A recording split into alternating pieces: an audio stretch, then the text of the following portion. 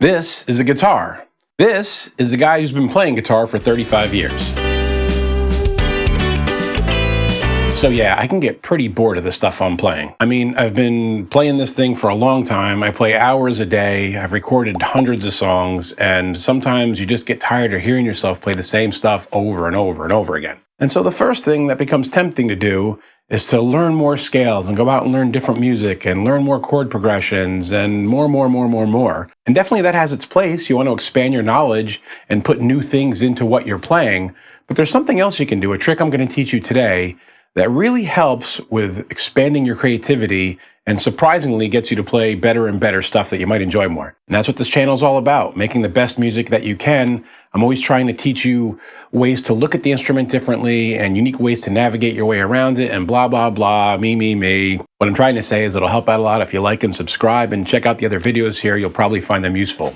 But anyway, let's start with talking about just chords, chord progressions, simple things that you can do. And then we're going to switch over to the studio desk, put on the webcam and do some lead guitar stuff. So the trick we're going to talk about today is expansion through limitation.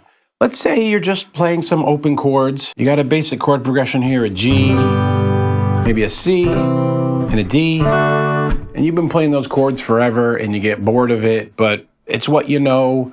And you can try to learn all new jazz chords and cool stuff, or maybe you're putting a capo on it. But have you ever thought about just staying where you're at, staying in the limitation, but seeing what you can do within that limitation? What can I do with the G chord here? What notes also work? I can start fumbling around, just randomly playing stuff. But I know from the other two chords in the progression I was just playing, notes that work in the key and the progression that I'm playing. So what can I add from the C chord into this G chord? Well, I have that C note on the first string, first fret, second string. And I have this note over here, the E note on the D string, the fourth string, second fret. So I have a couple notes here, or both at the same time.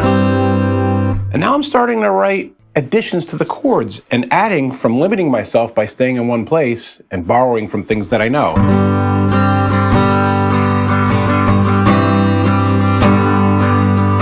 Then I can go to that C chord. What do I have in the D chord that works? Well, I have that third fret, second string, that D note, and now I have a different C chord. Also in the G chord, that B string was open. Sound familiar? That famous Kansas song, Dust in the Wind. So it's just finding things to borrow from the other chords or the other things that you already know within the chords.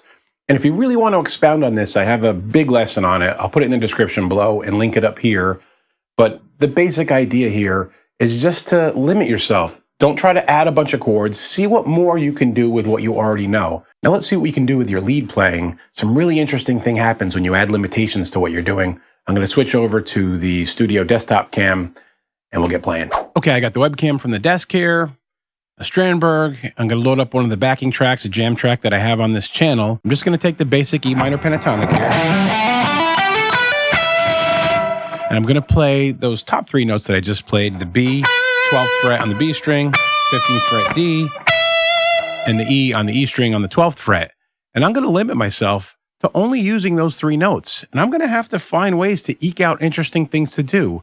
Play rhythmic things with my right hand, do weird mutes, do different things with bends, maybe find ways to play two notes together. I don't know, whatever, just because I can't do a lot with three notes. It's also going to force me to maybe think more melodically too. Two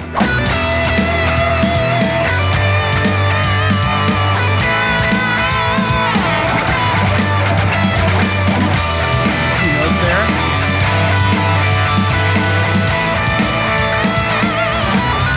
I'm starting to run out of ideas.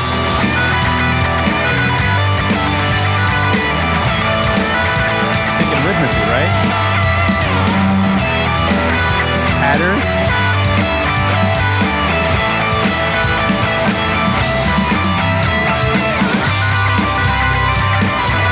So you can see I'm struggling with ideas there a little bit, and I'm having to do things I wouldn't have normally thought of. It's causing me, like I said, to come up with some rhythmic patterns. And that's the idea is here, that I'm limiting myself and adding creativity. And now, when I take some of the ideas I had there and expand it out to maybe the full E minor scale, I'm going to start making some much better music than if I was just playing the scales and kind of ended up look like I'm playing by the numbers.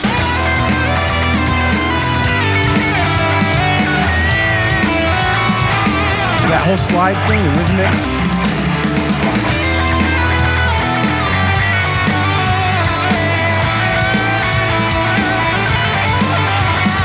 So I'm not going to dive too deep into the different ideas that I had there, because the idea is for you to limit yourself and come up with what ideas come out of you, but hopefully they'll give you some inspiration as well. Again, it's rhythm stuff, thinking of ways you can use your right hand, thinking of ways to combine notes, things you can do with bends,